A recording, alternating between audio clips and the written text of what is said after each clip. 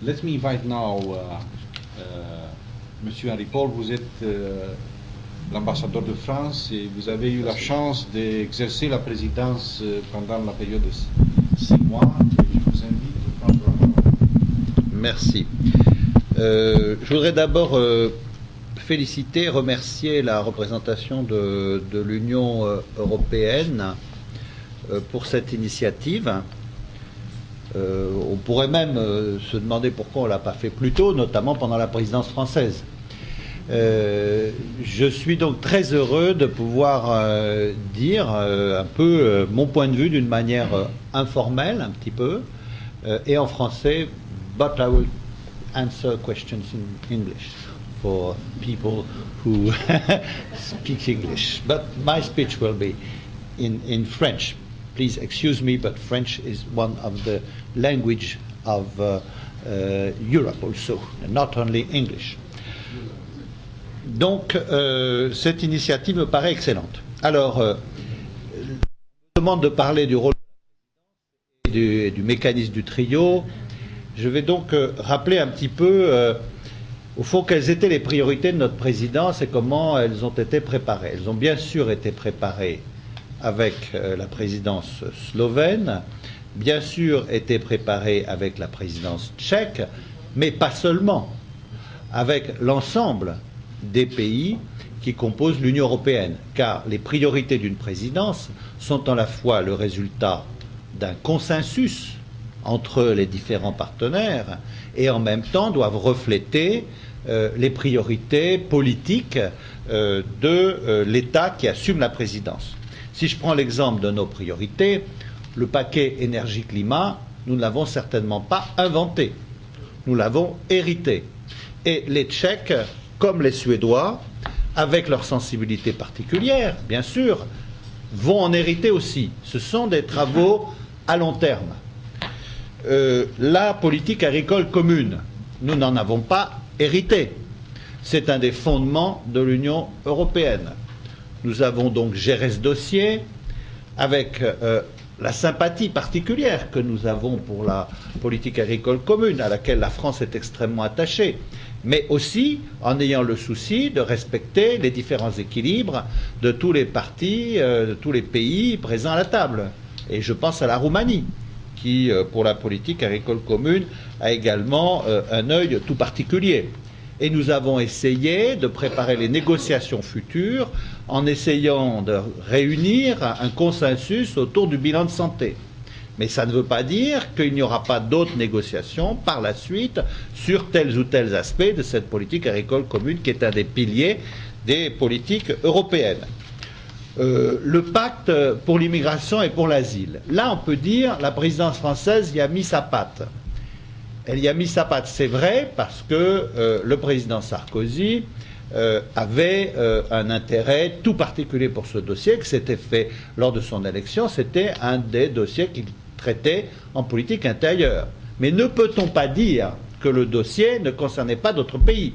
Je vois mon ami Mario Cospito, l'Italie aujourd'hui, comment ne pas voir que c'est un des problèmes principaux de l'Italie que ce sujet de l'immigration. Monsieur Berlusconi en a fait un axe fort. Or, c'était un dossier de la présidence française avant même que monsieur Berlusconi ne soit élu.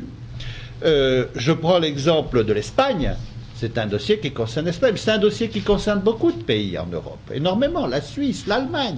Donc, il y a dans la manière de choisir les dossiers, des priorités, il n'y a pas seulement les intérêts nationaux, mais ce que l'on peut estimer être un futur consensus sur les politiques européennes, un dossier qui va intéresser tout le monde et sur lequel on va essayer de trouver une bonne coordination.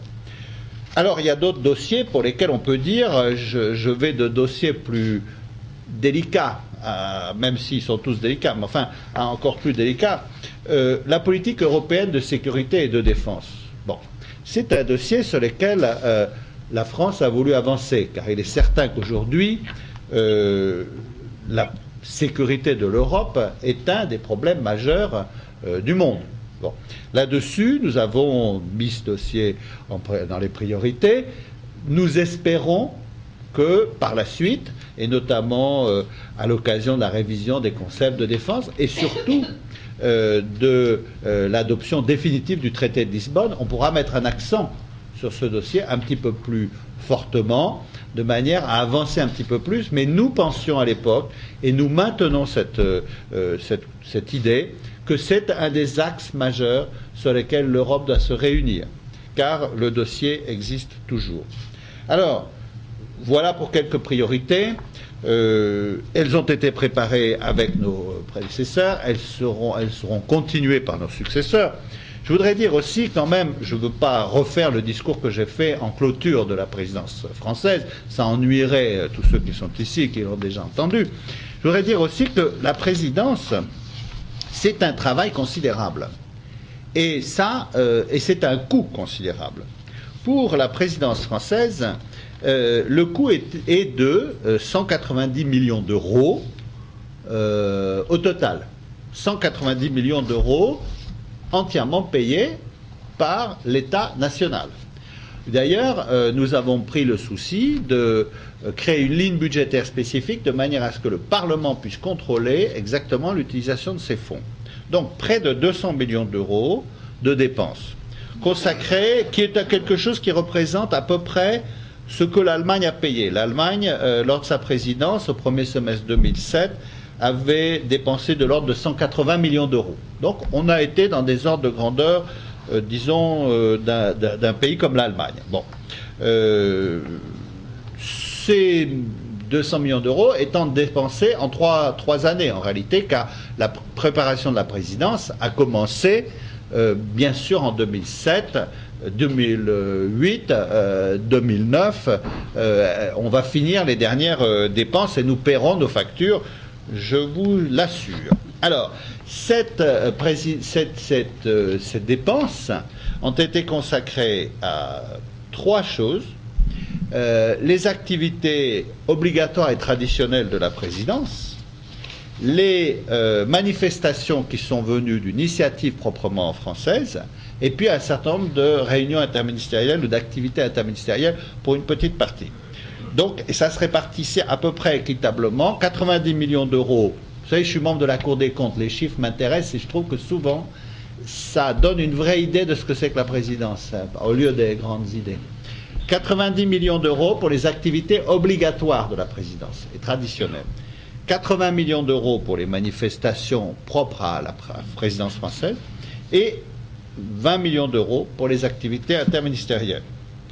Les activités obligatoires et traditionnelles, toutes les manifestations imposées par le calendrier européen. Et elles sont absolument considérables. La présidence française, pendant toute sa durée, il y a eu plus de 117 colloques et conférences, 4000 rencontres, 3 auditions du président. Donc là-dessus, il y a des quantités de réunions formelles, informelles, du Conseil européen, des sommets, des réunions interministérielles, des réunions des hauts fonctionnaires à Paris, à Bruxelles, dans les pays tiers. La présidence, elle a mobilisé en France, il ne faut pas croire que la diplomatie française est la troisième du monde, mais il n'y a pas tant de monde que ça. Il a fallu constituer des toutes petites équipes. L'équipe du secrétariat général de la présidence française, c'était de l'ordre de 50 personnes maximum, hein. Plus la mobilisation de tous les services, de tous les ministères qui ont énormément travaillé, toutes les ambassades. Une centaine de réunions prévues pour toutes ces réunions de coordination obligatoires. 2 réunions du Conseil européen, des réunions formelles et informelles du Conseil européen, car le président Sarkozy aime être entouré de ses collègues et a souhaité à de nombreuses reprises réunir des réunions informelles à Paris ou en bilatéral ou à plusieurs. Donc il y a eu vraiment une énorme concertation. Et je dois insister là-dessus. Peut-être c'est quelque chose qui a frappé, car au début, la présidence française a été vue en disant « Oh là là, les Français, on les connaît, ils sont arrogants, ils veulent faire suivre uniquement leur point de vue, ils sont un peu imprévisibles aussi, ils ont le côté un peu latin. » Non, le président de la République et le secrétariat général de la présidence française ont été conçus justement dans une optique de très grande concertation. Et le mot d'ordre était très clair pour la présidence française, vraiment travail en commun. avec tous les pays.